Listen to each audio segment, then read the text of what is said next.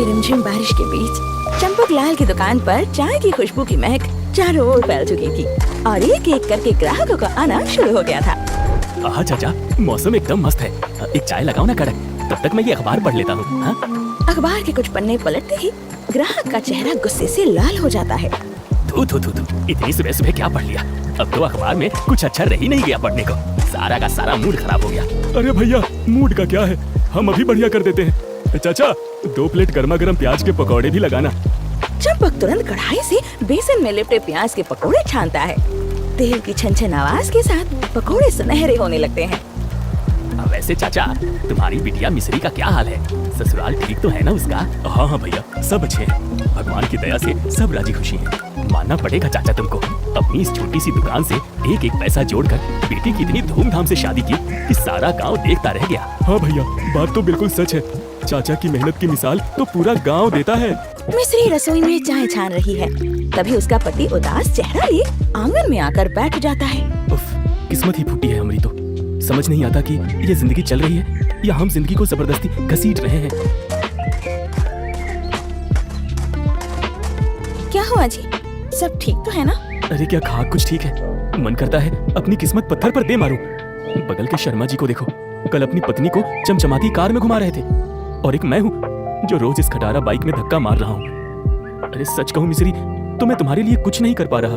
अरे तो क्या हुआ, आज नहीं तो कल हमारे पास भी गाड़ी आ ही जाएगी। आप मेहनत जो कर रहे हैं।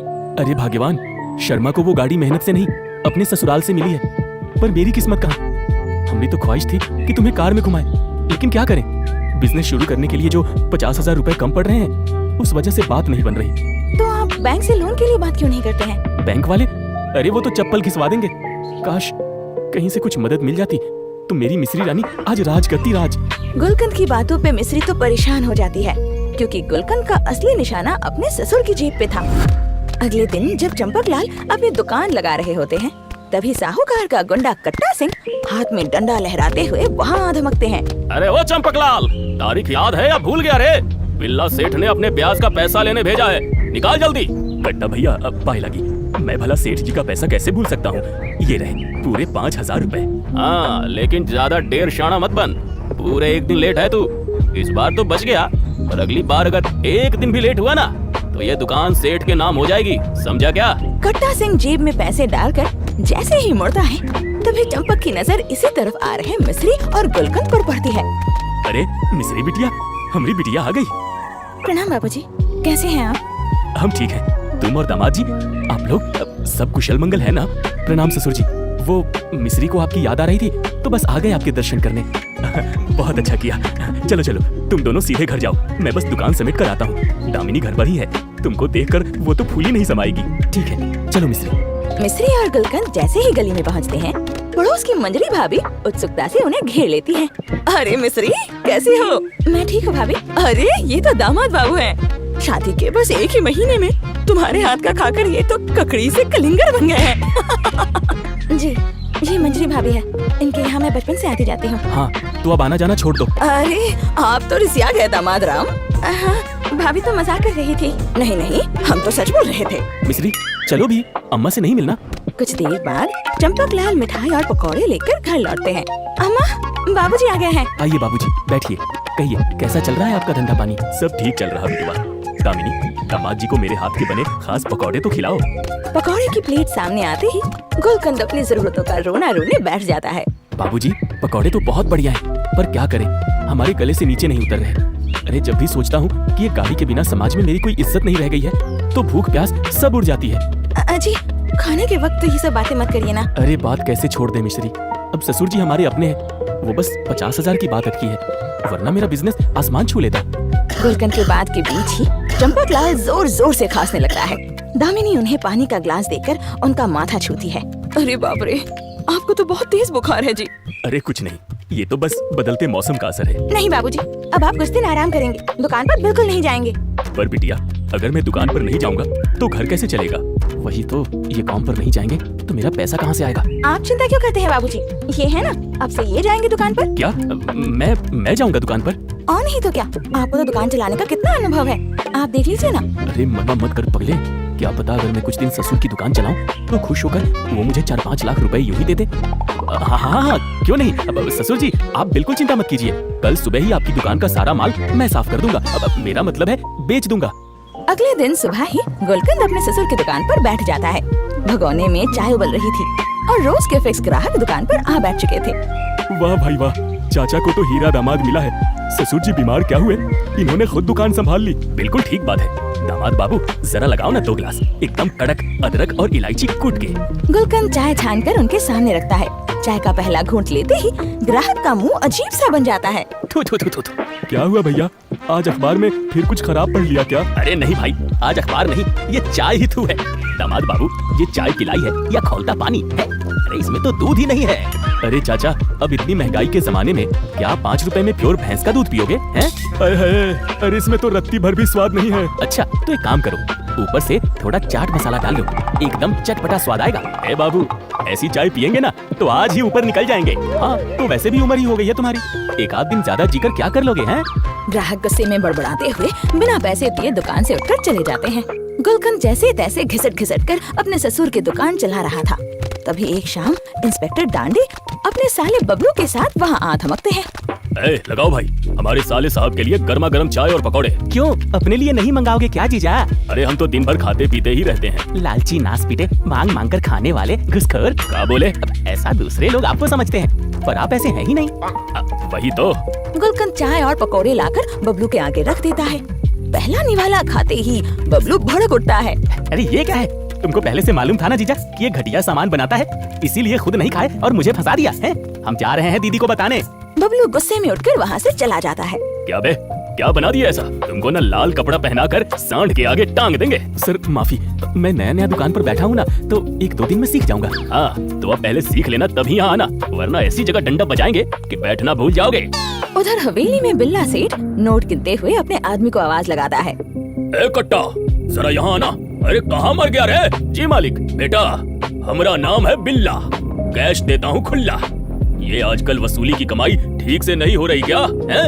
तिजोरी खाली क्यों है? अब वो क्या है ना मालिक, आजकल जिससे भी पैसे मांगने जाओ वो अपनी मजबूरी का रोना रोने लगता है। तो तुमको किस लिए रखा है मैंने, है? उन्हें रुमाल देने को। कल सुबह ही जाकर इस पूरे हफ्ते की वसूली करके आना। और सुन, जो पैसा ना दे उसकी दुकान पर सीधा ताला ठोक देना। जो हुकुम मालिक। दुकान पर दिन भर की फजीहत और बदनामी के कारण गुलकंद को नींद नहीं आ रही थी। आज तो पुलिस वाले ने सरेआम बेइज्जती कर दी। चाय पकौड़े बेचना मेरे बस का नहीं है, कल सुबह ही मना कर दूंगा सबको। तभी गुलकंद को रसोई से किसी के फुसफुसाने की आवाज आती है। वो दबे पांव वहाँ जाता है। मिस्री, डॉक्टर ने कहा है कि तुम्हारे बाबूजी का बुखार अगर कल तक नहीं उतरा तो उन्हें बड़े अस्पताल ले जाना पड़ेगा। बहुत पैसा लगेगा बिटिया इसमें। आप हिम्मत मत हारिए ना अम्मा, हमें पूरा भरोसा है, हमारे एजी साफ संभाल लेंगे। दामाद की कमाई खाने से तो पहले से ही पाप लग रहा है बिटिया, अब दवाई का खर्चा भी। अरे नहीं अम्मा, उनका दिल बहुत साफ है, वो बिल्कुल ये सब नहीं सोचते हैं। लेकिन तुम्हारे बाबूजी तो इलाज कराने से मना कर रहे हैं, कह रहे हैं कि बची हुई जमा पूंजी दामाद जी को दे दे ताकि उनका बिजनेस शुरू हो सके। अरे नहीं अम्मा, वो बाबूजी से 1 पैसा तक नहीं लेंगे, उनका दिल बहुत साफ है, वो ये सब समझते हैं। अपनी पत्नी का खुद पर ऐसा अटूट भरोसा देखकर गुलकंद ग्लानि से भर जाता है। अगली सुबह गुलकंद पूरी लगन से चाय पकौड़े की दुकान सजाने लगता है। आज कोई कंजूसी नहीं, ससुर जी जैसी कड़क और मीठी चाय बनाऊंगा। और कुछ ही देर में दुकान से चाय और गर्मा गर्म पकौड़े की बढ़िया महक उठने लगती है। चाय पकौड़े, चाय पकौड़े। सुनिए ना जी, चाय पकौड़ा खाना है। यहाँ नहीं, कहीं और चलते हैं, ये मुंह का स्वाद खराब कर देगा। अरे भैया, उस दिन की नादानी के लिए हाथ जोड़कर माफी मांगता हूँ। अब आज ससुर जी के नुस्खे से चाय पकौड़े बनाए हैं, अब एक बार चक्कर तो देखिए, अच्छे न लगे तो पैसे मत दीजिएगा। चलिए ना जी, इतने अदब से बुला रहे हैं, एक बार चक्के देख ही लेते हैं। गुलकंद उन्हें आदर से बैठाकर कड़क चाय और प्याज के पकौड़े परोसता है। ग्राहक जैसे ही पहला पकौड़ा खाता है उसका चेहरा खिल उठता है। अरे वाह दामाद बाबू, मान गए, ये तो हूबहू चंपक चाचा वाला स्वाद है। हाँ भैया, बहुत अच्छी चाय है और पकौड़े भी बढ़िया बने हैं। बहुत बहुत धन्यवाद। दुकान पर धीरे धीरे ग्राहकों की भीड़ जुटने लगती है। तभी कट्टा सिंह हाथ में ताला और डंडा लहराते हुए वहाँ आ धमकता है। ए, तू कौन है बे? चंपक कहाँ है? वो अभी बीमार है भाई, मैं उनका दामाद हूँ। ओहो, तो चंपक का दामाद तू ही है। चल अच्छा है, ससुर नहीं तो दामाद ही सही। निकाल जल्दी से कड़कते हुए नोट। नोट? कौन से नोट? अरे तेरे ससुर ने अपनी बेटी की शादी के लिए मेरे सेठ से 5 लाख रुपए लिए हैं। उसी का हफ्ता वसूली करने आया हूँ। क्या 5 लाख? बाबूजी ने हमारी शादी के लिए इतना बड़ा कर्ज लिया था और मैं उनसे ही पैसे हड़पने यहाँ आ गया। अरे कहाँ खो गया बे? निकाल 5,000 रुपए, आज का ब्याज। अब देखिए भाई, अभी दुकान पर इतने पैसे नहीं है। आप बस मुझे 2-4 दिन का वक्त दे दीजिए, मैं पाई चुका दूंगा। अरे एक तो वो भिखारी बुढ़ाऊ खुद घाट पर पसर गया है और अब तू यहाँ मुझसे टाइम मांग रहा है। साला भिखमंगों का खानदान है ये। ए भाई, तमीज से बात करो। अबे चुप है, तेरे बुढ़ऊ का क्या भरोसा? अगर टपक गया तो मेरे सेठ के पैसे कौन देगा? हाँ, चंपक के लिए अपशब्द सुनते ही गुलकंद का खून खौल उठता है। वो हवा में हाथ घुमाकर एक जोरदार तमाचा कट्टा सिंह के गाल पर रसीद देता है। अय्या, अरे मार दिया रे। खबरदार, अगर दोबारा मेरे बाबूजी के बारे में एक भी उल्टा सीधा शब्द निकाला तो इसी तेल में छान दूंगा। चल भाग यहाँ से। गुलकंद का ये रौद्र रूप देखकर कट्टा सिंह डर के मारे वहाँ से भाग खड़ा होता है। कट्टा सिंह गाल पर हाथ रखे हवेली में लौटता है। मार डाला रे, अरे मार डाला सेठ जी। किसने मार दिया तुझे? अरे वो चंपक के दामाद ने सेठ। उसने तुझे पीट दिया और तू गाल पर हाथ रखकर यहाँ चला आया? निकम्मा कहीं का। तभी गुलकंद हाथ में पैसों का थैला लिए वहाँ आ जाता है। यही है वो सेठ, अब इसी ने बजाया मुझे। ये लो सेठ, तुम्हारे पूरे 5 लाख रुपए और ऊपर से इस महीने का पूरा ब्याज। गिन लो एक एक नोट। हमारा नाम है बिल्ला, कैश देता हूँ खुल्ला, पर आज तक इतना कैश मुझे एक साथ किसी ने नहीं दिया। कहाँ से लेकर आया रे तू? कहीं डाका डाला क्या? डाका नहीं डाला, अपने अकाउंट से लाया हूँ। लेकिन सेठ अपने आदमी को समझा दे, अगर इसने मेरे बाबूजी या मेरे परिवार के बारे में आगे से एक भी अपशब्द कहा तो तेल में छान दूंगा। शाम को गुलकंद हाथों में दवाइयाँ और फल लेकर घर लौटता है। मिस्री, मिस्री। हाँ बोलिए जी। ये फल और दवाइयाँ तुम बाबूजी को दे दो, मैं आता हूँ। ए जी, आप कहाँ जा रहे हैं?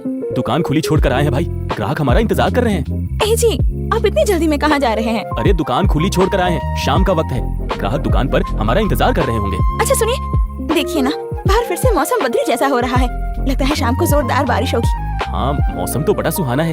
तो फिर क्या, शाम को दुकान बढ़ाते समय घर आते वक्त आप मेरे लिए और अम्मा बाबूजी के लिए भी गर्मा गर्म पकौड़े ले आइएगा। हम सब आज आपके हाथ के बने कड़क चाय और पकौड़े खाना चाहते हैं। जैसा आप कहें सरकार।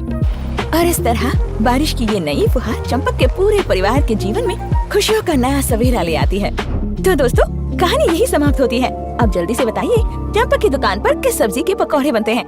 देखते हैं सही जवाब किसका आता है।